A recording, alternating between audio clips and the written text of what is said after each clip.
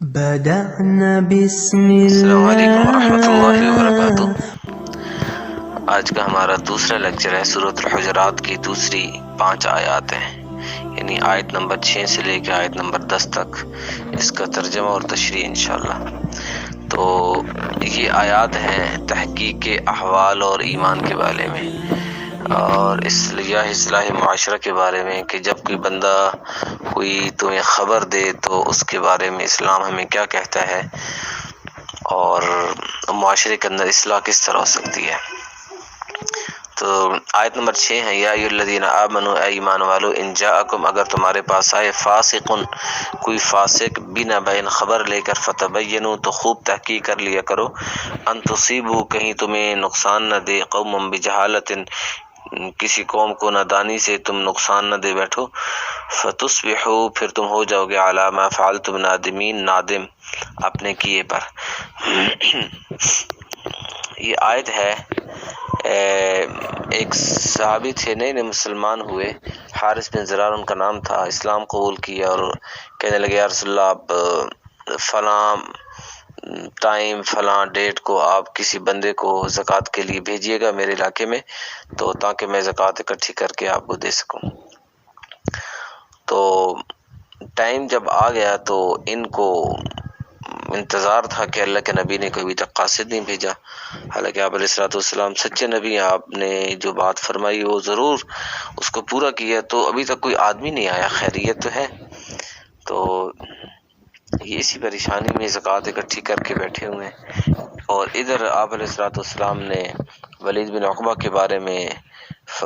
فرمایا کہ تم جاؤ اور جا کے قبیلہ بنی مستلق کے پاس زکوٰۃ وصول کرو۔ تو ان کی کوئی پرانی دشمنی تھی اس قبیلے کے ساتھ، اور یہ ڈرے کہ کہیں مجھے یہ قتل نہ کر ڈالے، تو وہ اس خوف سے واپس ہو گئے، اور آپ علیہ السلام سے کہا کہ یا رسول اللہ، انہوں نے زکوٰۃ دینے سے انکار کر کے اور میرے قتل کا ارادہ کیا۔ تو آپ علیہ السلام نے ایک دستہ بھیجا خالد بن ولید کی قیادت میں کہ جاؤ، جا کے پتہ کرو اور دیکھو کہ میرے بندے کو کیوں دھمکی دی ہے اور زکوٰۃ سے انکار کیوں کیا انہوں نے۔ تو جب یہ ادھر سے نکل پڑے قبیلے بنی مستلق کے قبیلے سے ملنے کے لیے، ملاقات کے لیے، تو مدینے ادھر سے یہ صحابی جو ہیں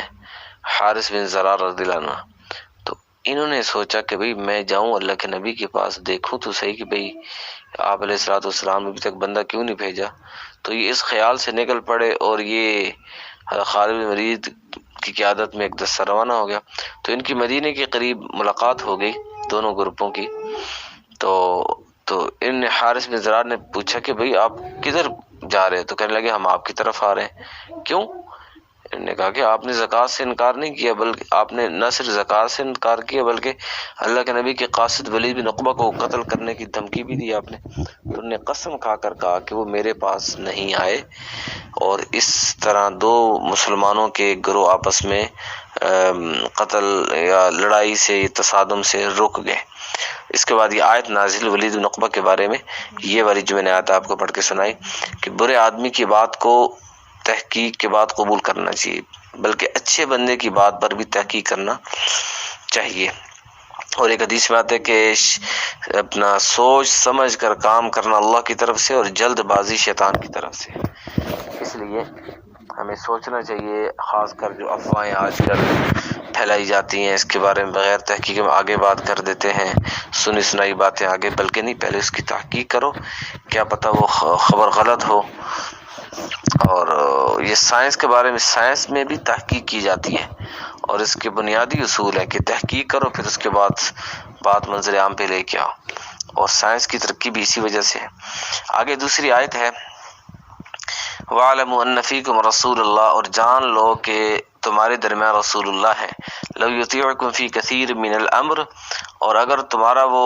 کہا مان لیں گے، یعنی تمہاری باتیں مان لیں گے بہت سے کاموں کے اندر، لَعَنِتُّمْ، تو تم ضرور ایذا میں پڑ جاؤ گے، وَلَكِنَّ اللَّهَ حَبَّبَ إِلَيْكُمُ الْإِيمَانَ، اور لیکن اللہ نے محبت دے دی ایمان تمہارے دلوں کے اندر ایمان کی محبت دے دی، وزینہ فی قلوبکم اور اسے تمہارے دلوں میں مرغوب بنا دیا، وکرہ الیکم الکفر اور اس نے تمہارے لیے کفر والفسوق والعصیان اور گناہ اور نافرمانی کو ناپسندیدہ چیز بنا دیا، اولئک هم الراشدون یہی لوگ ہیں ہدایت پانے والے، فضلا من اللہ ونعمہ اللہ کے فضل سے اور اس کی نعمت سے، واللہ علیم حکیم اور اللہ جاننے والا حکمت والا ہے۔ یہ دو آیات ہیں، ایک مختصر ایک بڑی آیت ہے۔ اس آیت کے اندر اللہ کے نبی کے بارے میں بتایا جا رہا ہے صحابہ کو کہ بھئی اپنی رائے میرے نبی پر مسلط مت کرو، تمہیں خبر بھی ہے کہ تمہارے درمیان اللہ کے نبی علیہ الصلوۃ والسلام موجود ہیں، اتنی بڑی ہستی موجود ہے، تو آپ علیہ الصلوۃ والسلام پر رائے مسلط مت کیا کرو، ٹھیک ہے نا۔ یہ اصلاح کی بات کی جا رہی ہے۔ مثلا غزوہ احد میں آپ علیہ الصلوۃ والسلام نے 50 تیر اندازوں کو ایک چھوٹی سی پہاڑی تھی اس کے نہ چھوڑنے کا حکم دیا تھا، لیکن انہوں نے آپ کے حکم کو نہ مانا، جس کی وجہ سے جیتی ہوئی جنگ ہار گئے۔ اسی طرح ولید بن عقبہ کے معاملے سے لوگوں کی رائے تھی کہ ان کے خلاف فوری طور پر اقدام کیا جائے، لیکن آپ علیہ الصلوۃ والسلام نے ایسا نہیں کیا، بلکہ تو اس لیے ایک اور اس میں بات آئی تھی کہ جب غزوہ احد ہونے لگا تو مدینہ منورہ میں مشورہ کیا گیا صحابہ سے، صحابہ نے فرمایا یا رسول اللہ مدینے سے باہر جنگ کی جائے، تو آپ کی رائے تھی ذاتی کہ مدینے میں رہ کر یہ جنگ کی جائے، لیکن آپ نے اکثریت کی رائے کو آگے رکھتے ہوئے آپ نے فیصلہ فرمایا کہ مدینے سے باہر جنگ ہوگی، تو لیکن اس کا نقصان اٹھانا پڑا، تو کہ آپ علیہ السلام پھر اللہ کی طرف سے آیات ہیں کہ بھئی جو اللہ کے نبی جو جانتے ہیں وہ تم سے زیادہ جانتے ہیں، صحابہ کو کہا جا رہا ہے کہ صحابہ سے زیادہ اللہ کے نبی جانتے ہیں، اس لیے اپنی رائے حضور علیہ السلام پر مسلط مت کرو۔ اور دوسری بات اس آیت میں بتایا جا رہا ہے کہ اللہ نے تمہارے دلوں کے اندر ایمان کی محبت کو ڈال دیا اور کفر کو ناپسند بنا دیا، اور پھر اللہ پاک کی تعریف فرماتے ہیں یہی لوگ ہدایت یافتہ ہیں۔ ایک حدیث میں آتا ہے کہ ایمان کی حلاوت اور مٹھاس اس کو حاصل ہوگی جس میں 3 باتیں پائی جائیں گی، ایک یہ کہ اس کو اللہ اور اللہ کے نبی سے سب سے زیادہ محبت ہو ماں سوا سے، دوسرا یہ کہ جب بھی وہ کسی سے محبت کرے تو اللہ کی رضا کے لیے کرے، اور تیسری یہ کہ ایمان کے بعد کفر کی طرف پلٹنے کا اسے اتنا ہی خوف ہو اور نفرت ہو جیسا کہ آگ میں ڈالے جانے سے ہوتی ہے۔ اور پھر آگے اللہ فرماتے ہیں کہ یہ اللہ کا تم پر احسان اور نعمت ہے کہ جس نے تمہارے دلوں کے اندر دین کی محبت کو ڈال دیا، اور یہ اللہ احسان قسمت والوں پہ کرتا ہے، اور یہ بہت بڑی نعمت ہے۔ اور اس کے بعد آیت ہے آیت نمبر 9، وَإِن طَائِفَتَانِ مِنَ الْمُؤْمِنِينَ اور اگر 2 گروہ مسلمانوں کے مومنوں کے اقتتلوا آپس میں لڑ پڑے، فَأَصْلِحُوا بَيْنَهُمَا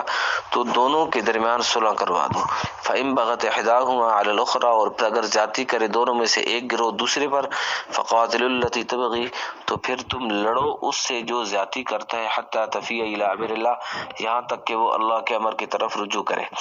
فَإِن فَاءَتْ فَأَصْلِحُوا بَيْنَهُمَا پھر اگر وہ رجوع کر لے تو تم صلح کروا دو دونوں کے درمیان، بالعدل واقسطوا عدل کے ساتھ اور انصاف کے ساتھ، ان اللہ یحب المقسطین بے شک اللہ انصاف کرنے والے کو دوست رکھتا ہے۔ یہ 2 گروہوں کے بارے میں آپس کی صلح کے بارے میں آیت اتری ہے کہ جب مسلمان آپس میں لڑ پڑے تو تیسرے بندے کو چاہیے کہ وہ دونوں کے بیچ میں صلح کروا دے، ایسا نہ ہو کہ وہ دونوں کا تماشا دیکھتا رہے، بلکہ ایک حدیث میں یہاں تک آتا ہے اللہ کے نبی نے فرمایا کیا میں تمہیں ایسا عمل نہ بتاؤں جس کا درجہ نماز، روزے اور زکوٰۃ سے بڑھ کر ہے؟ صحابہ نے عرض کیا یا رسول اللہ ضرور فرمائیے۔ آپ نے فرمایا 2 مسلمانوں میں آپس میں صلح کروا دینا سب سے افضل اور بہتر عمل ہے، اور دونوں گروہوں کے بیچ میں تحقیق کرنا ضروری ہے کہ کس کی غلطی ہے، کون حق پر ہے، ایسے نہیں حمایت کرنی چاہیے،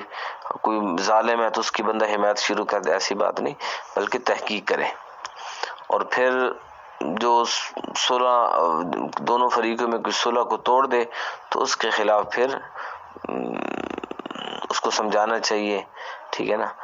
اور پھر یہ آیت انما المؤمنون اخوۃ اگلی آیت ہے، آیت نمبر 10، انما المؤمنون اخوۃ فاصلحوا بین اخویکم بے شک مومن آپس میں بھائی بھائی ہیں، پس صلح کروا دو اپنے بھائیوں کے درمیان، واتقوا اللہ، اور تم اللہ سے ڈرو، لعلکم ترحمون، تاکہ تم پر رحم کیا جائے۔ یہ آیت جب سنائی تو صحابہ نے سب نے آپس میں صلح کر دی، جتنے آپس میں۔ یہ اصل میں اس کا ایک واقعہ بھی ہے کہ ایک انصار تھے، عمران ان کا نام تھا، ان کی بیوی ام زید میکے جانے لگی تو انہوں نے ان کو کہا کہ نہیں، تو نے نہیں جانا، بلکہ اس کو بالا خانے میں اوپر بند کر دیا۔ تو اس نے اپنے بھائیوں کو بلوایا، وہ آئے، انہوں نے ان کو لے کے جانے لگے تو یہ اوپر سے ان کو پتہ چل گیا، یہ آ گئے اور آپس میں ہاتھا پائی شروع ہو گئی، لڑائی شروع ہو گئی۔ تو پھر اللہ کے نبی کو پتہ چلا تو آپ نے پھر دونوں کے بیچ میں، خاندانوں کے بیچ میں صلح کروا دی۔ اور ویسے بھی ہمیں چاہیے کہ ہم جب بھی غیر مسلمان مومن جب اکٹھے رہتے ہیں تو دل میں کھٹ پٹ ہوتی رہتی ہے اور آپس میں لڑائی جھگڑے ہو جاتے ہیں، گھروں کے اندر بھی، خاندانوں کے اندر بھی۔ اور تو اب اس کا حال کمر کیا ہے کہ ان کو آپس میں صلح کروا دینی چاہیے، آپس میں دل کو صاف کر لینا چاہیے، اور خاص کر جس علاقے میں کوئی بڑا ہو تو وہ دونوں کی صلح کروا دے،